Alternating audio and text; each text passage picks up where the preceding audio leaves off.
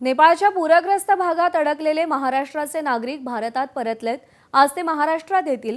या नागरिकांनी काल मुख्यमंत्री देवेंद्र फडणवीसांशी व्हिडिओ कॉलवरती बोलताना महाराष्ट्र सरकार आणि मुख्यमंत्री कार्यालयाने तातडीने दखल घेऊन नागरिकांना भारतात परत आणण्यासाठी दाखवलेली तत्परता याबद्दल आभार व्यक्त केले।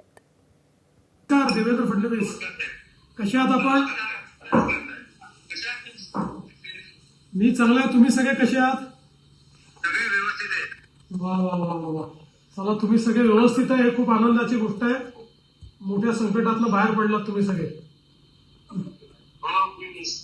सुखरूपपणे बाहेर पडलो आम्ही। हो, परिक्रमा आमची पूर्ण झाली आणि आम्ही रिटर्न जर्नी सुरू झाली होती आणि त्याच वेळेला इन्सिडेंट घडला। आणि महाराजांच्या कृपेने म्हणजे दत्तप्रभूंच्या कृपेमुळे आम्ही सर्व सही सलामत बाजूला आलो। तसा कुठलाही त्रास झाला नाहीये, फक्त एक दिवस आम्हाला सांगायला थांबून राहावं लागलं। आणि आज सुद्धा कुठून आणि कल्पना आली नाही, पण पोलिसांची व्हॅन पुढे असायची आणि आमच्या 3 बस पाठीमागे आणि आम्हाला सर्वांकडून बाहेर काढलं गेलं। आणि अक्षरशः फुलासारखं आणलं दत्तप्रभूंनी आम्हाला। यस यस यस, त्याने दत्तप्रभूंचा आशीर्वाद आहे, सगळं चांगलं झालं।